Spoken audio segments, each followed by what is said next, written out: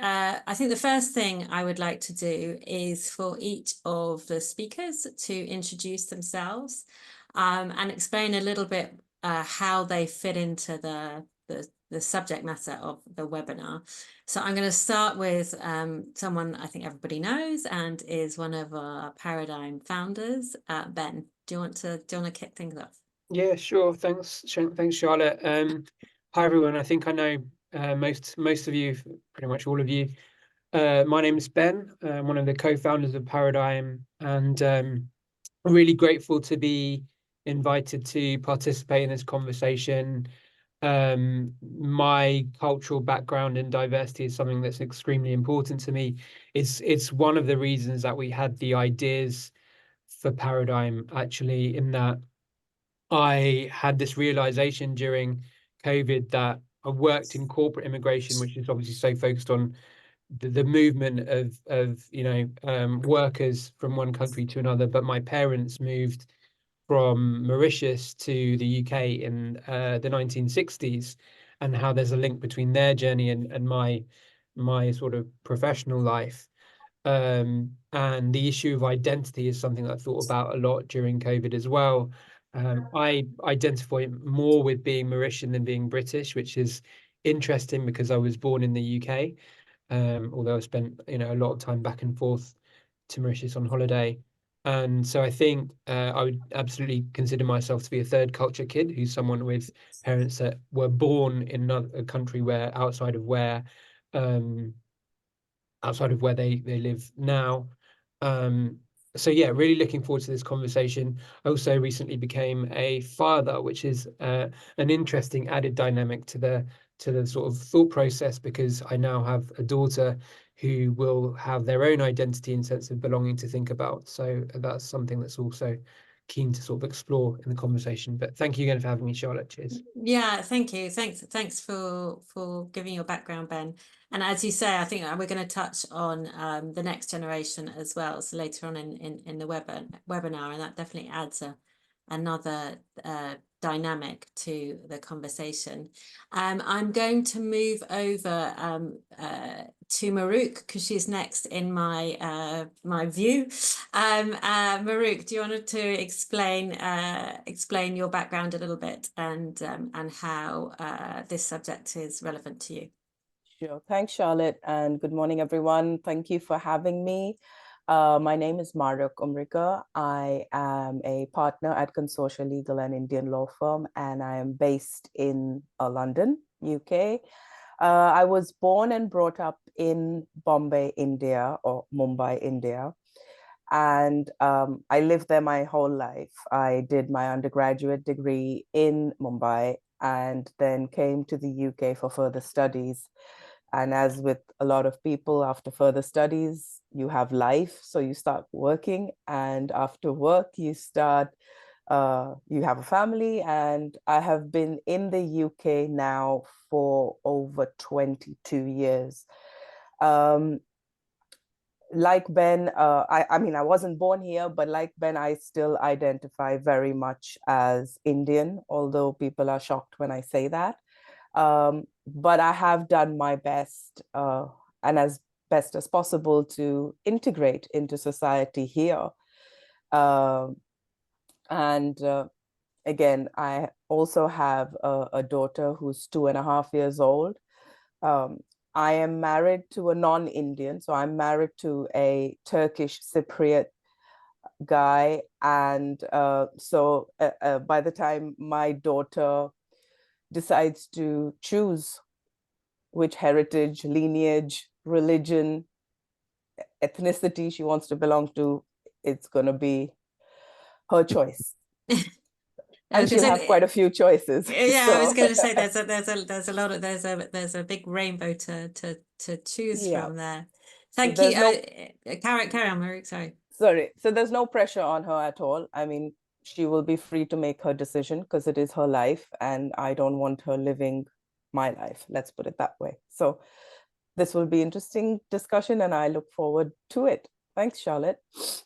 Thanks, Mahrukh. I was going to say, when you put it into context as to how long you've been here, that really you know, it's sort of half a life here, but Yes. obviously still with very strong roots back home. Absolutely. I'm going to move on now to Fiona, who I described once as an English woman in Paris. Fiona, do you want to give a little bit of your background and how this topic is relevant to you? Yes, good morning, everyone. Thank you, Charlotte. So the English woman in Paris, that sounds very exotic. My background or my heritage is European and Christian, but I was born in Hong Kong and my mother was born in Bangalore. And inside this European mix, it's Spanish. My mother was half Spanish and Portuguese and Irish, and my father was Irish and Scottish. Now, I'm what Mahrukh Umrigar calls a seasoned expert in immigration, and I've lived in France for over 40 years now, and I have 4 children who are all adults. And as a matter of fact, they're all your age.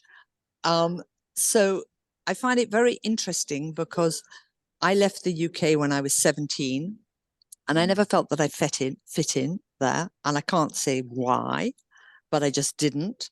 And I came here, and yes, it was wonderful. I made my own life here. I really tried to adapt as much as possible. At one moment, everybody said to me, "Oh, you're so French, you're French." No, I'm not French. And then my children, when they reached the age of 18, and they were brought up as French children, they don't have British passports. And we didn't really do anything very particularly British at home. They all turned around and said to me, "But actually, we don't feel very French." And I thought, this is very interesting. We're going to start this journey now. And now I'm actually very proud to say that I am a British person who lives in France, and I take the best of both worlds. Thank you. Thanks, Fiona, for the background. And I also didn't realize that you have 4 children, which is amazing. Yeah, that's really, really interesting to know. And also, yeah, that they don't identify as being French after all of that time. No, well, I mean, my daughter, who's 37, she lives in Australia. Yeah. And does she identify as being Australian? Yes, she identifies completely as being Australian. She's just about to get her passport. I mean, she just doesn't feel French at all. And she has the same syndrome as I do, that we get very excited about going back to our home countries.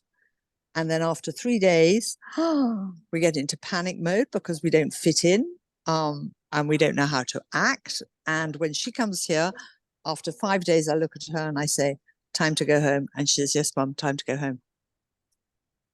Thank you. That's really, yeah. I was going to say, on that note, I'm going to pass over to our last speaker, who is Australian, I would say. And he can give a little bit of his background and his story. Phillip, over to you. Thanks, Charlotte. Look, my name's Phillip Yip. I'm an immigration lawyer based in Sydney. I have a small firm with 4 other immigration lawyers. And I've been born in Sydney, and obviously from Asian, specifically Chinese heritage. I find that I'm part of the GIVE group team in Paradigm, and I think we've done, year on year out, a very, very good job in giving of ourselves, as well as arranging for various donations and charities and events to support our listed charities. In any event, my, I suppose, crossover with diversity is that I was born in Australia, so I don't really associate myself as being Chinese, although I have a very rich family heritage of being Chinese. But I spent more than a decade in Austria, and I sort of feel that the Austrian period of my diversity journey is linked very much with being a second generation migrant to Austria, and that was obviously before children. And then on my return to Australia, I then settled down, I suppose, and then came the children, of which I have 3. And now I suppose they will be the third generation, where they don't associate themselves as being Asian at all.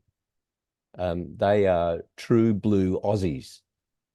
And whilst they love the benefits of our multicultural society in Australia with the food and the diversity of people, they don't have, I suppose, the language skills to survive in an Asian country outside of Australia. So I think the challenge for them will be, if they follow in my footsteps before children, to go and have a look at another culture, another country, another level of diversity, and maybe learn those language skills like I did with my, I suppose, German language skills, to have a taste of what diversity means personally, and to actually relocate and do something like that, which you know, a lot of our clients obviously do, you know, very often, otherwise we wouldn't be in business. But this is a wonderful topic. I'm very excited. So thank you very much for inviting me. Well, it's really nice. It's really nice to have you here, Phillip. And one of the things I think that I identified with there was, you know, obviously you did your time in Austria and came back to Australia. And I've relatively recently back in the UK full time, having been in Mauritius, and that in itself has been quite a sort of thing to get used to again. Do you think any of your children would want to explore their Chinese heritage more in the future? It's possible. I mean, we watch a lot of Asian sort of Netflix or Prime. So we're very much into Korean culture, Okay, yeah. South Korean culture, Japanese culture. Not so much in Hong Kong or China now, because it's not so popular, even though, you know, Australia has a huge percentage of Chinese migrants. Yeah, like a lot of countries, like we do have here in the UK as well. Yeah. So I'm very excited for them, because they have the world at their feet. Yeah, absolutely. Yeah, and they'll all do their journeys like you did your journey, I guess. Yeah, it will happen. I would say it's quite nice actually to finish on with Phillip in terms of the speakers, because actually it was we were having this sort of discussion before the webinar about this topic, and in terms of identity, it was actually Phillip who came up with the idea of or likes to talk about associating with a community. Now, what we've decided with the webinar is I'm going to put a question into the chat, and so if you want to have anything you want to say or any questions you want to ask, in addition to, I've got a couple of questions that came through before the webinar, then please put them in the chat and put them to the speakers or say, because we really want to try and make this as interactive as we can, time permitting. So hopefully this will work. And I'm gonna put this to the speakers, but obviously also to the people attending. If you want to say how you feel or put up your hand, then it'd be really nice to hear what you've got to say too. So I suppose as we were I was going to introduce you, Phillip, as how you described yourself last week, and as this was I suppose this came from you originally. So what community do you associate with or feel you belong to? Obviously having the Chinese heritage, but completely growing up in Australia and sounding obviously very Australian. Yes, I definitely associate with my Australian roots, and I definitely associate with my Chinese roots. And as far as the Chinese roots are concerned, look, that waxes and wanes as I have interactions with Chinese people. Mm. But most definitely the Australian community is where I belong.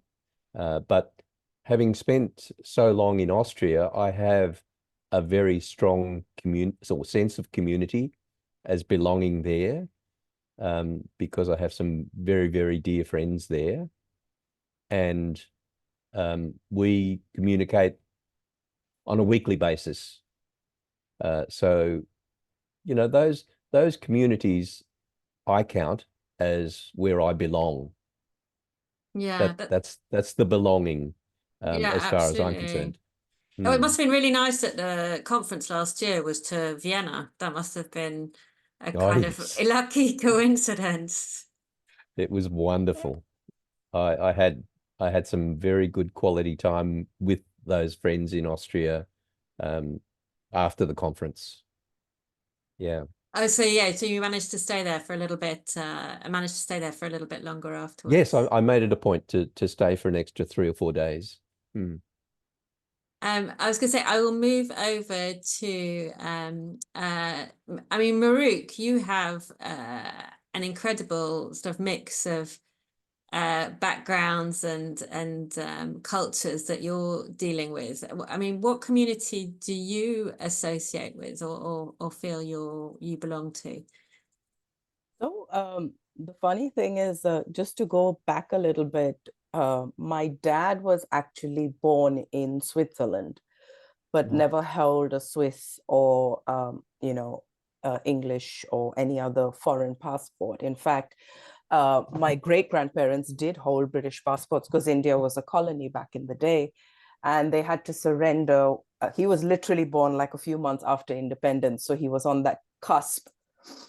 And whilst for some reason he totally thinks he's British, as do a lot of Indians, I have always felt very strongly where my roots belong.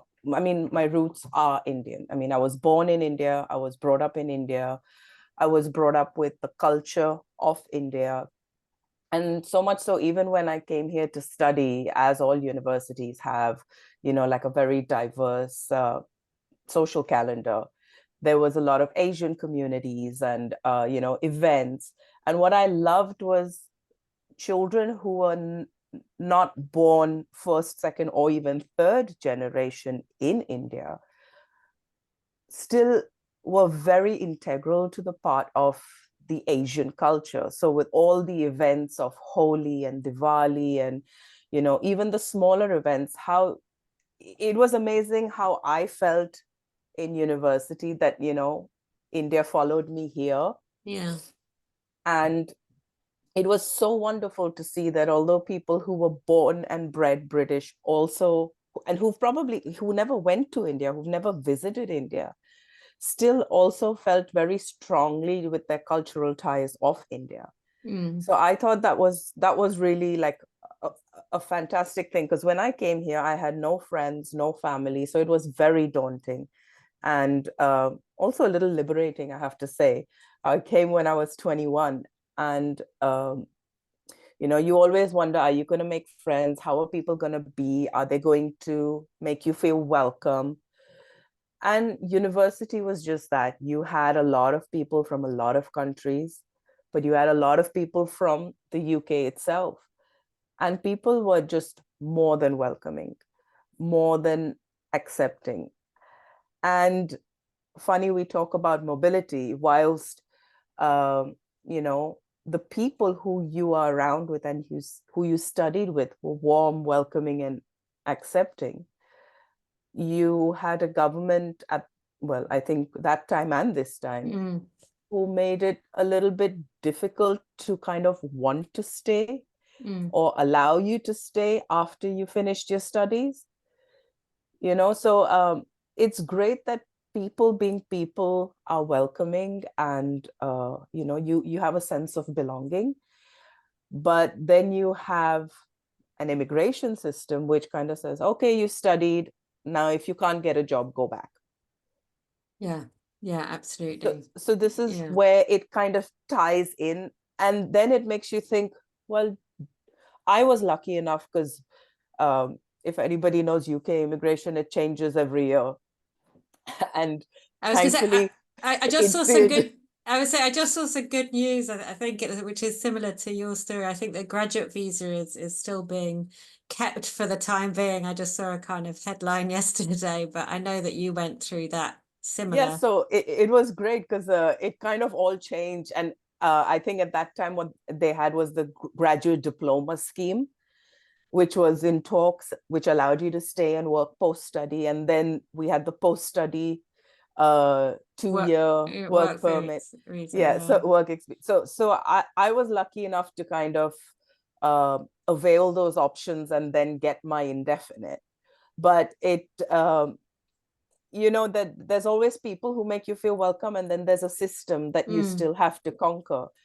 And working in the immigration space, that makes it really interesting because you may mentally and physically and emotionally want to go there, want to integrate, but will the system let you? And yeah, absolutely. That always is a question. So for me, that was my journey. I mean, now I do obviously don't have that and have that issue, but I have given my daughter is a British national, and I have got her what India holds as an OCI card, which is an Overseas Citizen of India card, which will allow her for the rest of her life to travel to India, to work in India, to live in India if she ever decides to. And my husband, because he's a Cypriot national, he's got an EU passport, which I didn't let him get rid of simply because of Brexit. So, you know, working in this space, it's an eye-opener because you want to give your children as many opportunities as you can.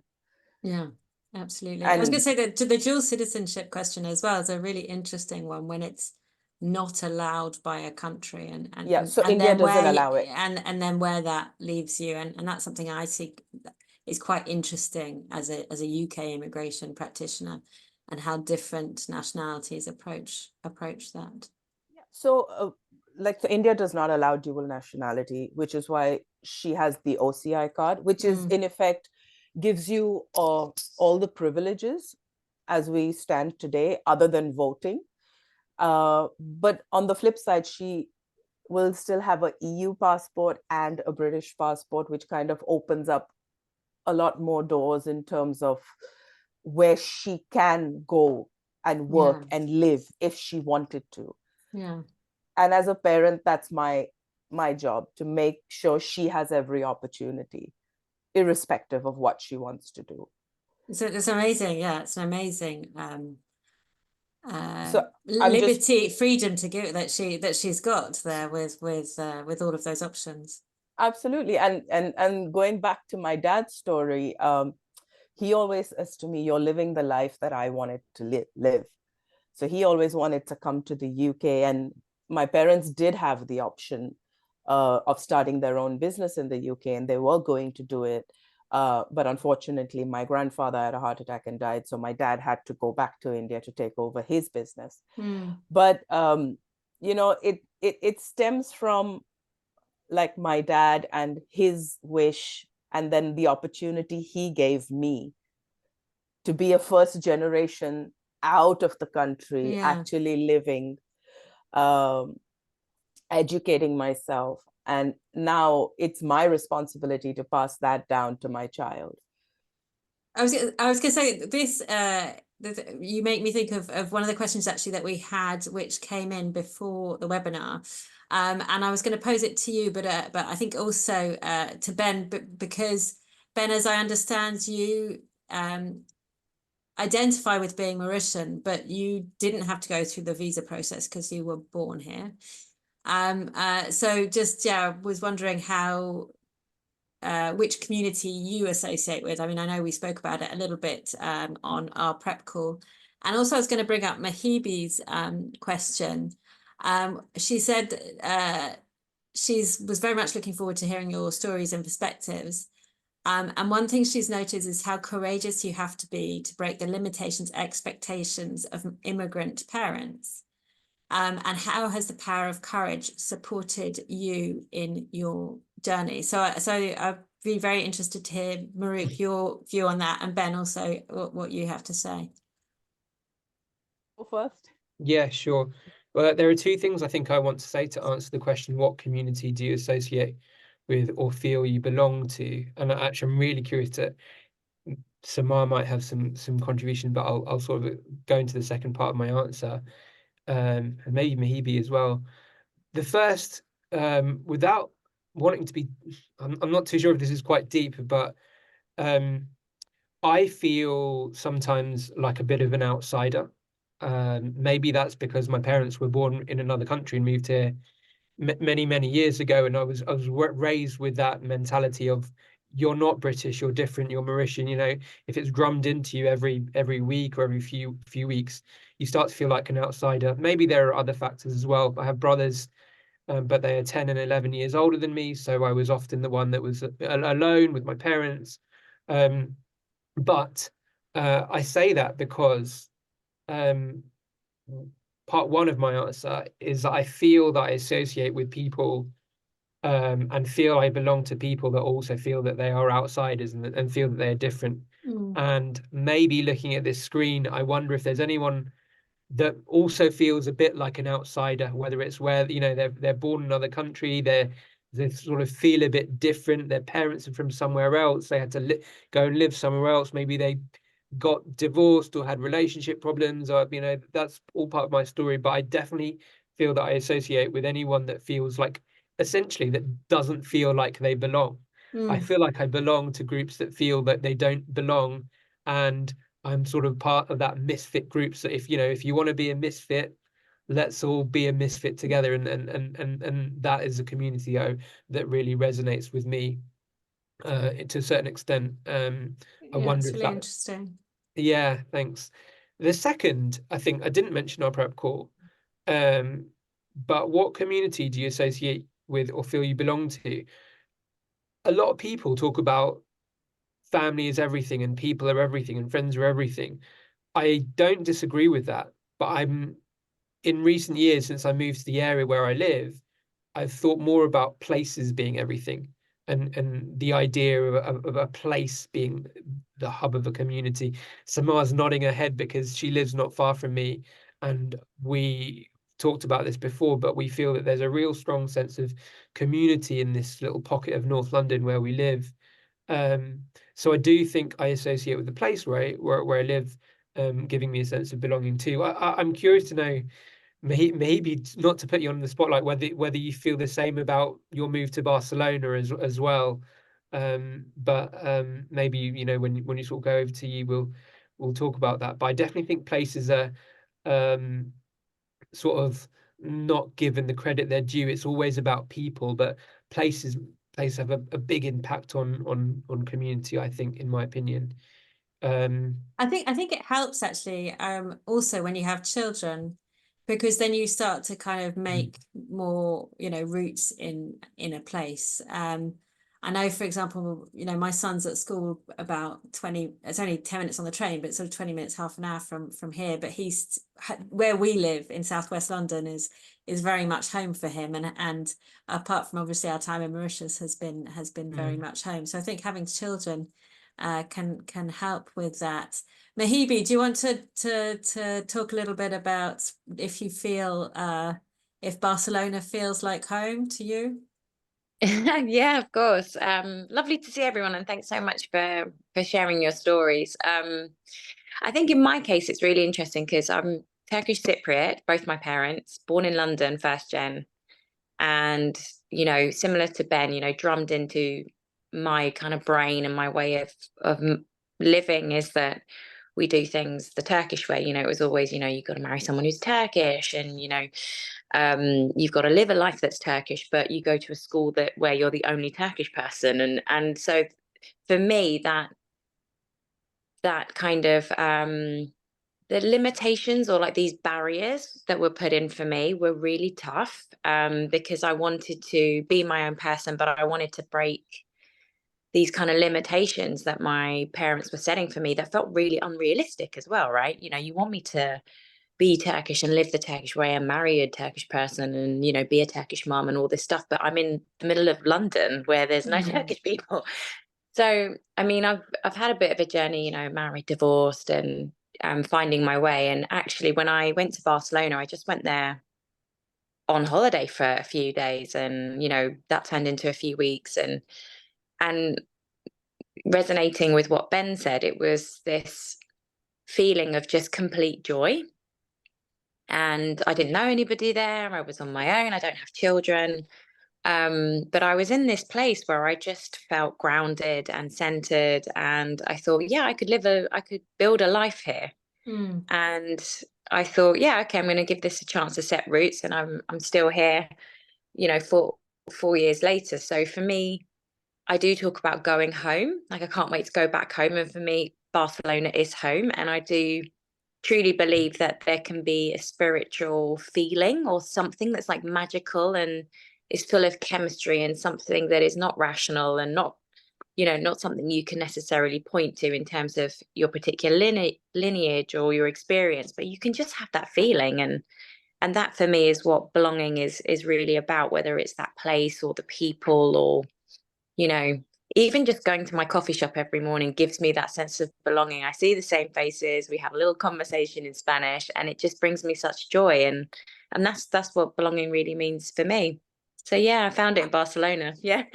I was going to say something as well, actually, like that Fiona mentioned, and I think this resonates with me, and maybe this is something you feel, having had maybe some constraints from your culture growing up, is just when you go away from home, you can kind of be, and Fiona, I don't know if you want to interject here, you can kind of be yourself a bit more. Like, you're not, you know, the daughter of Turkish parents or who was born in London. You can find actually your identity, and it gives you a little bit more freedom to be who you are, rather than constrained by what other people expect you to be. Fiona, I don't know if you want to explain a little bit more what you meant by that. So I totally agree with that, when there are expectations, then it doesn't matter whether it's parents or society or whatever it is, but you're raised in a country, and that country expects, or your parents come from another country and they expect. When you go somewhere else, you become yourself. And then, in my opinion, it can at times get rather complicated. You become a little bit schizophrenic about your roots and who you are, because you're living two sides. And everybody says I can literally switch. I have two identities. I can be French or I can be English, and I can really switch. But now, and that takes time, and it really does take time, there's a moment when you become at ease with it and you say, okay, this is what I've really chosen. But what I find very interesting in this conversation is that a lot of people are talking about first, second generations and the expectations that they had from their parents.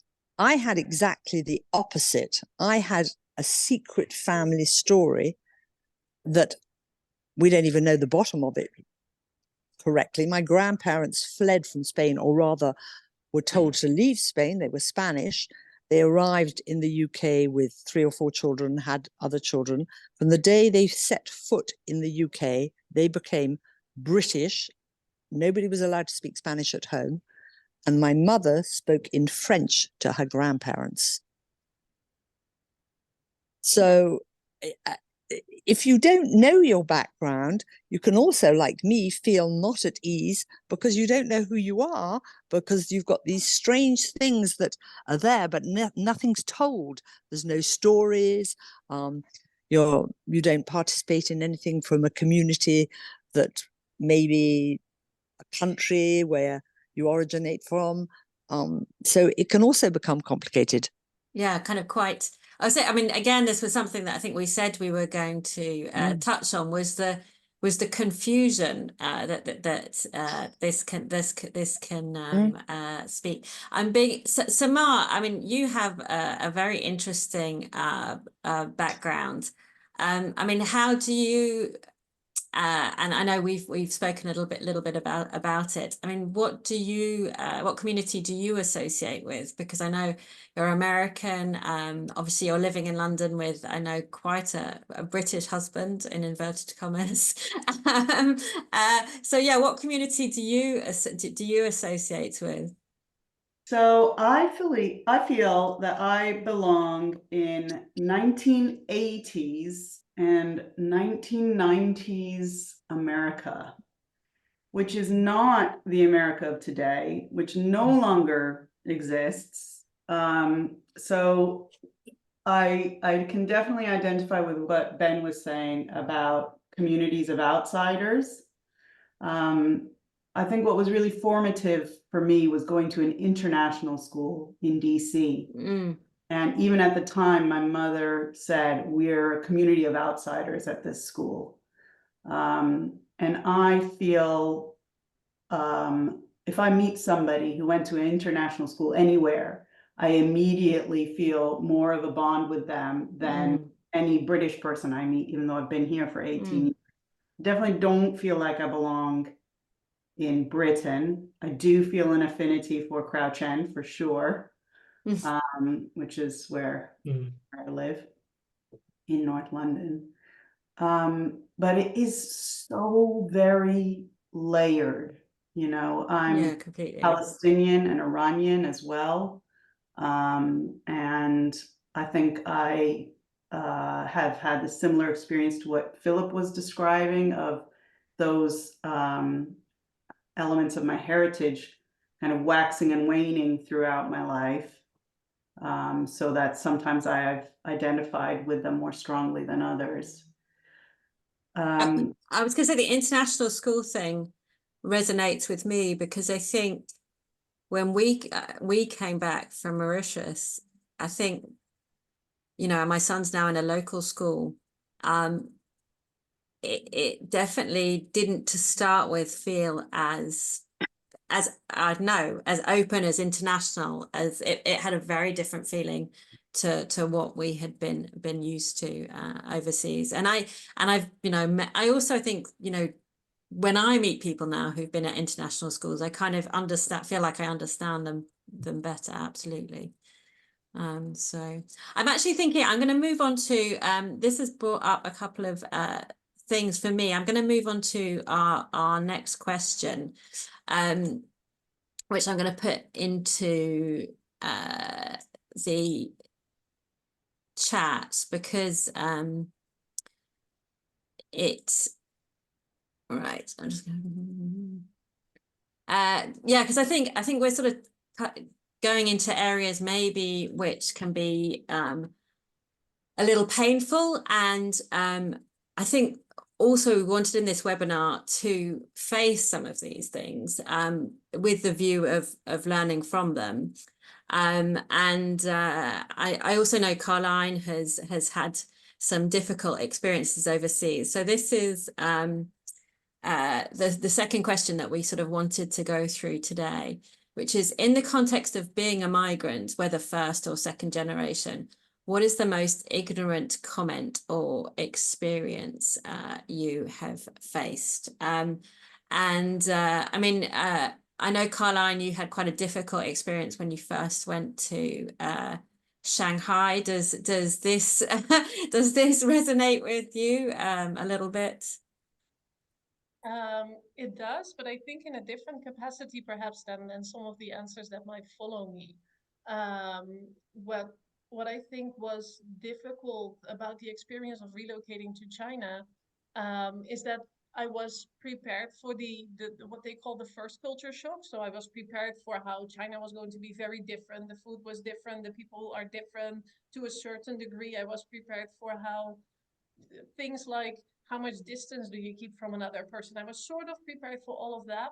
What I absolutely wasn't prepared for was the second culture shock, like the actual realization of being far away from everything that you know, from missing your local supermarket, etc. But I think that that's to a different degree than, I guess, listening to some of the stories already, people being first or second generation migrants. I think there was a certain privilege to my experience. I mean, there's a lot to say about people moving from west to east as opposed to the other way around. The experiences tend to be very, very different. So I think the problems that I experienced to a certain extent must compare as first world problems, looking at how other people must have felt. Part of what you were saying, I wrote down passport privilege, which is something I think some of you might have heard before.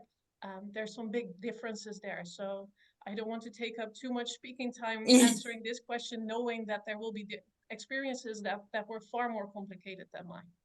I would say Mahrukh has raised her hand, so I'm going to pass from you, Caroline. Thank you very much to Mahrukh. Mahrukh, what's the most ignorant comment or experience you have faced? You know, I just kind of want to touch on what Mehibe, Samar, and Ben had said about belonging. And funny enough, I faced this comment when I was living in India and when I moved to the UK. And it's a simple question: where are you from? And the question doesn't bother me. It's fine. It's the reaction to my answer that always gets to me. And the reaction, funny enough, being in the place that I was born and being in the place that I have migrated to is the same. So I totally get where Ben comes from when he says that, where do you belong and do you belong? You know, that sense of, I don't fit in here or there. And in India, no one would believe when I said I was Indian. The follow-up would be, okay, but where are your parents originally from? And I'm like, well, they were born and brought up here. If you think I don't look Indian, wait till you see my mother, you know? But it wasn't a good enough answer because they thought that, no, come on, stop joking with me. And it's like, what do I need to do to prove to you that I was born and brought up in India? And I don't think I need to justify that.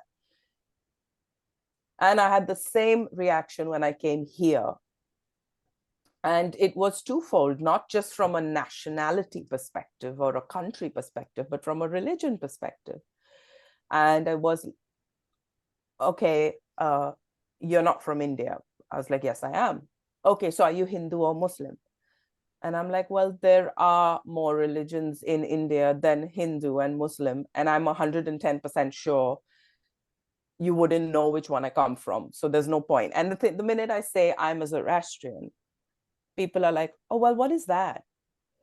And I was like, listen, I'm not Wikipedia, but, you know, it's a really old religion. It was, what I like to call in the prehistoric time. And there's only 120,000 people of us left in the world. And it's like, and that's when the intrigue starts, like, oh, I don't know about something, but people don't realize how ignorant they are till you get to the intrigue. And I don't know if it will ever change. I'm pretty sure people are allowed to look anyway. It's just like, I've actually had the comment of, how can you be from India? You're so fair. And for me, that's a little bit offensive. It's like, what are you trying to say? I think this is one of the things, actually, and I mean, I was having this sort of in preparation for this, I was having this discussion yesterday, and the thing that came out was when people ask the question, where are you from? Whether, and I'm very interested to hear people's views on whether they mind that question. Whether you mind it can depend on the reason it's being asked. Like, are you asking it because I don't look Indian? Or are you asking it because you're actually interested and you want to, like, get to know me better? If you know what I mean? I don't mind for whatever reason they're asking it. But the thing is, it just doesn't become from where you're from. It goes into the color of your skin. It goes into your religion. It goes into more than just the country you associate yourself with. And, you know, I don't even mind the follow-on questions. People may want to know, you know, they may be genuinely interested, but don't sit and argue with me then.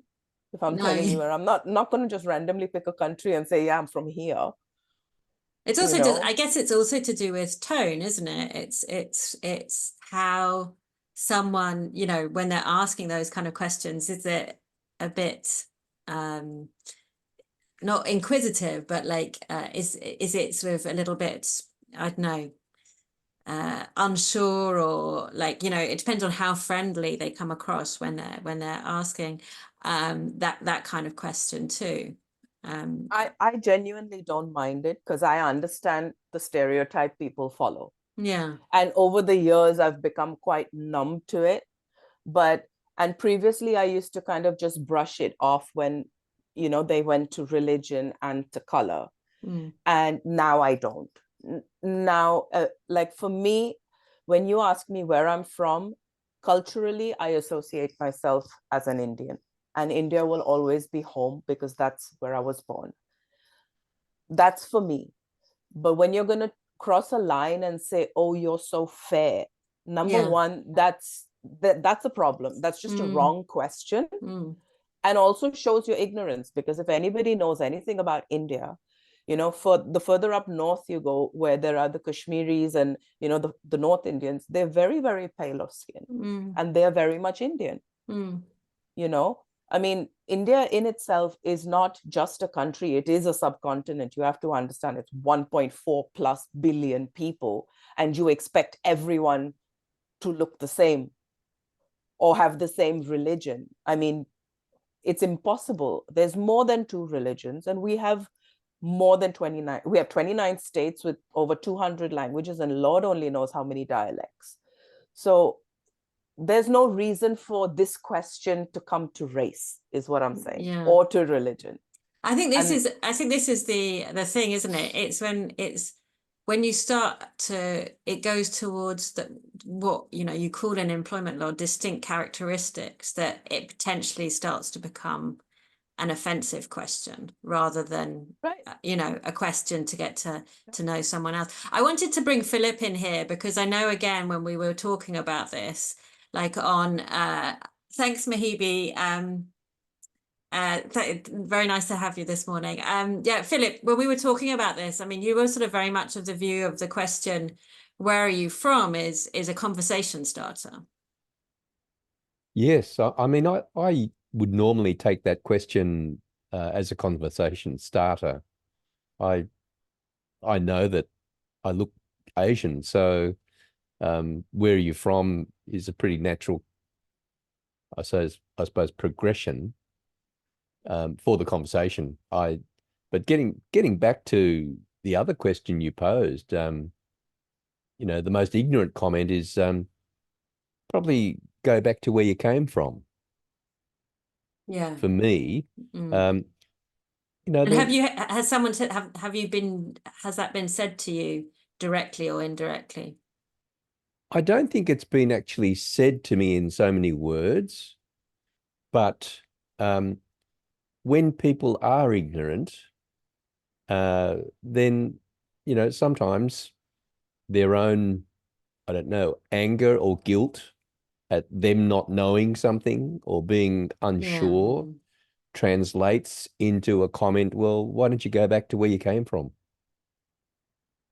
And look, I don't think it's actually been said to me, but some people, obviously, initially in my time in Austria, the majority of people were very welcoming because they knew sort of what I was doing there.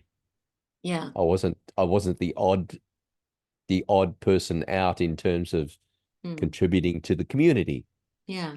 But some people who didn't know what I was doing, for example, I'd be maybe buying some bread roll in a bakery, a local bakery. They basically look at me with the, you know, you're not a tourist, but I'm not too sure about you. So there was that look of just quizzical. Yeah. When you were in Quizzical. Austria, was there a Asian community? Oh, not at all. Not at all. So you Not at really, all. you were I, sort I of was the one and only Australian-born Chinese Chinese, yeah. in a, in a small village. I said as well, I guess it must have confused them also when you spoke, and you've got quite, an identifiable Australian accent. I'm sure Accent. that, yeah, that Yes, kind of, yes. I had to really change my accent while I was there to have better diction okay, to so be that they could understood. Yeah. to be understood, yes. And then that actually allowed me to be understood better by, Mm, non-native English speakers.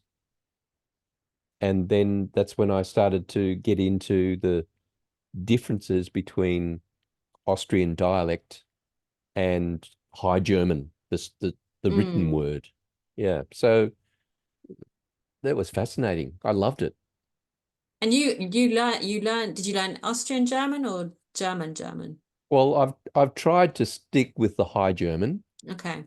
but quite often as a joke, Yeah. I'll speak in dialect because that is something that most Austrians can't understand coming out of my mouth. Like they'll hear it, they'll know what it means, but it's me saying it that Yeah. it doesn't compute.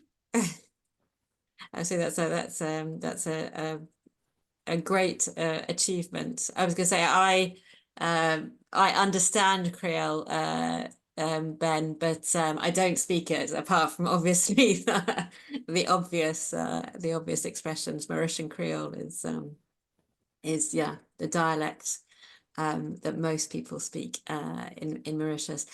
We are at time, so I'm going to just put the last question in the chat very quickly. And it's one that we've definitely touched on already. And as I pass over to Ben, I'm going to ask him to speak about it. And also it's one, it was I'll give Carline's probably slightly better worded question that came again before the webinar, which was based on your combined experience as third culture kids and working in the global mobility industry, what do you believe has changed for the current generation of children moving? And what change would you like to see happen in the coming 5 to 10 years? So I'm going to, I'm very interested to hear your view, Philip, with your 3 children.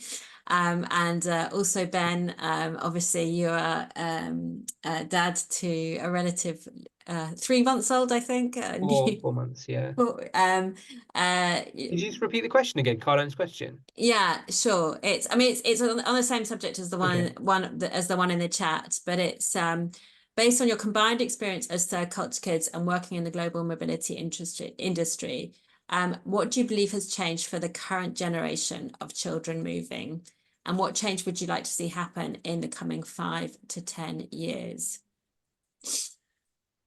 So, I mean, yeah, Philip. Yeah, look, Yeah. I suppose what I experienced was that if I needed to work in Austria, I needed to have a visa that allowed it. So fortunately, my children have Australian passports, and it's one of the most accepted passports for tourism. But every country has its own rules and laws relating to work, and I think it's going to continue for the next 5 to 10 years for sure.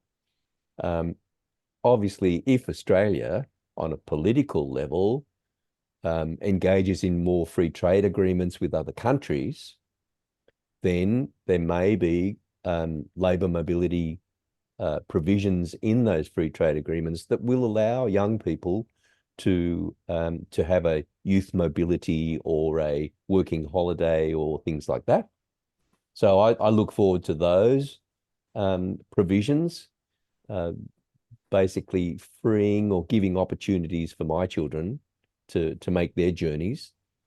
But at this stage, it's just, I suppose, it's the bank of mum and dad that will, lead them on journeys and give them a taste of other cultures, and then they'll have to make their own decisions once they, become financially independent and spread their wings. Yeah. So I think we had a small hope the other week in the UK that they were going to reintroduce something like that for Europe, but it lasted, I think, about 5 minutes. So, yeah, the European Commission put something to the UK government to introduce sort of free movement to an extent for sort of the 18 to 30-year-old generation, but the UK government unfortunately turned around and said no. So we'll see where how the next 12 months goes in relation to that for UK citizens, because for me it's something I think that I took advantage of growing up. I spent a year in France, and I'm sure a lot of people on this call have spent some time overseas. Also, yeah, my ex-husband was in France and then here. So yeah, I think it's something that that Brexit has denied us, unfortunately, to a great extent. But Ben, what's your thought about this subject in relation to the next generation? What would you like there to be to make it easier for your daughter growing up in relation to inclusion and belonging? Yeah. Well, just to go back to what I think has changed, and then I'll answer that question as well. I think that the previous generation, there was much more of a focus on. My parents were immigrants from Mauritius to the UK. I know people that have come from, I don't know how to describe it, but smaller countries or further away countries to places like the US, UK. I think that generation, what I'm used to is the need to adapt. The previous generation was you have to adapt, you have to assimilate. And I think that the change that we've maybe seen is less of you adapting to that culture and maybe you being more aligned with the culture that you're from, or being yourself, and you don't necessarily have to change yourself to fit in, but you should actually be yourself. I think that's the change that I think that is becoming more apparent, whereas my parents' generation was no, we've come from Mauritius, we have to fit into the UK. We've come from X country, we have to fit into the US. My partner's parents, my partner's mother is from Jordan, and she moved to the US when she was 17, and all of their children have got English names, not even their middle names are Arabic. But interestingly, me and my partner were very fixed from day one that we wanted to give our daughter an international name, a name that had meaning in Arabic, meaning in other languages, which we did, which is interesting because it's moving away from this. You have to adapt. You have to give them an English name. Yeah. What I think will change, I mean, that, as Philip said, that will be determined largely by the people that you surround yourselves, which is often the parents. And I want to see, I'm an advocate of the world being as diverse as possible. And diversity can be many things. It can be gender diversity, it can be race, but maybe one thing in a few years, not now for sure, I'll put forward to my daughter for her to decide on is this idea of financial diversity. And what I mean by that is by saying, you don't always have to travel to Europe and the US. Why don't you travel to countries that could benefit from tourism a bit more, and benefit more for if you go and work, in Jordan, in the Middle East. And I'm a big advocate of something Mark and I used to talk about, which is circular migration. And why not potentially go and spend 6 months in the Middle East, in Mauritius if you can, and in countries where change it around, not moving to US, but to UK, but spending time in countries where you wouldn't ordinarily visit or live. So I would like to see my daughter really see the world rather than just see Europe or North America, but really experience the world as much as possible. So I think that ties in with what Philip was saying, actually, in terms of his children, like, exploring potentially, different parts of Asia as they grow up and having that freedom. But yeah, there's some really interesting points there. I was going to pass over actually to Fiona because I know that there are a few grandchildren and she's determined that I think they're French speaking, but you're determined that they speak English at least. Is that right? So, thank you. First of all, I completely agree with you, Ben. I install inside the family diversity is an absolute must, and you've got to be interested in it. You've got to be curious, and you've got to accept. And it's lovely being with people who are different. I don't want to be with people who are the same. So that would be really the first point for me. The second thing, just to do a very funny, very short story. My husband is French and is very, very French.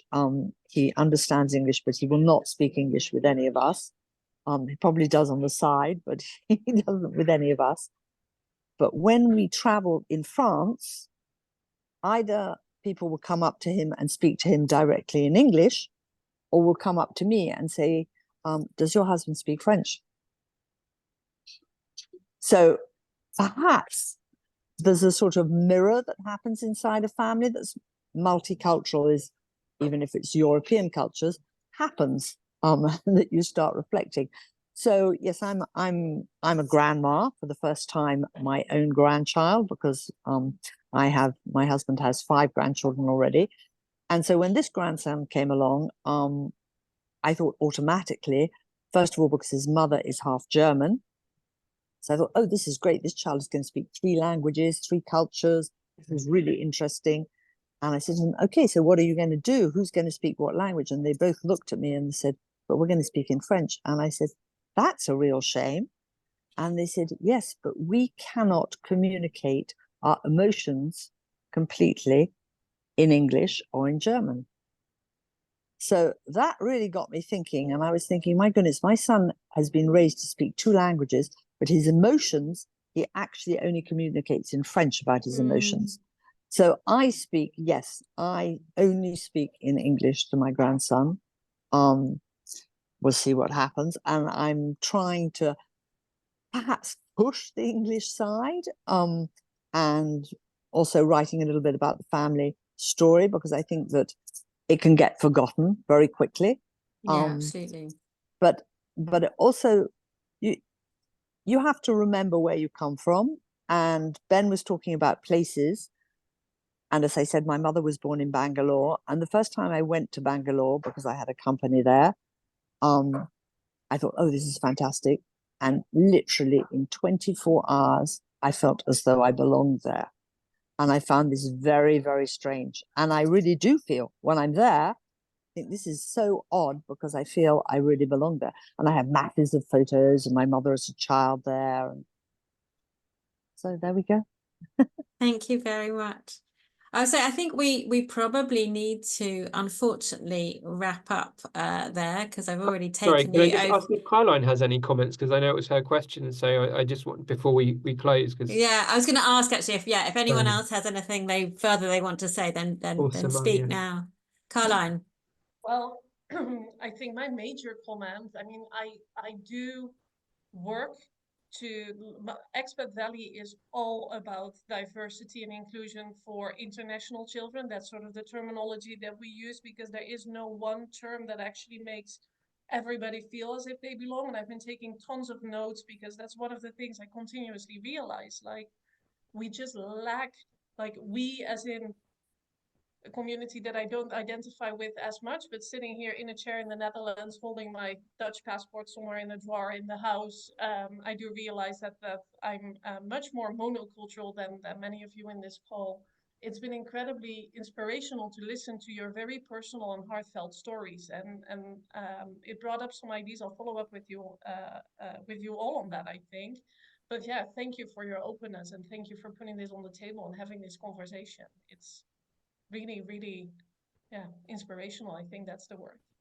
I think actually one of the things that we mentioned like in our prep call was, you know, to put out the call for questions before, but also obviously if you have questions afterwards that you want to pose generally or to specific speakers, then please, you know, reach out to you know, any of us. And it's obviously not a cut and dried conversation. And one of the things we spoke about having polls and things, but we felt the questions were a bit more aligned to the subject matter because yeah, it's definitely not a black and white subject.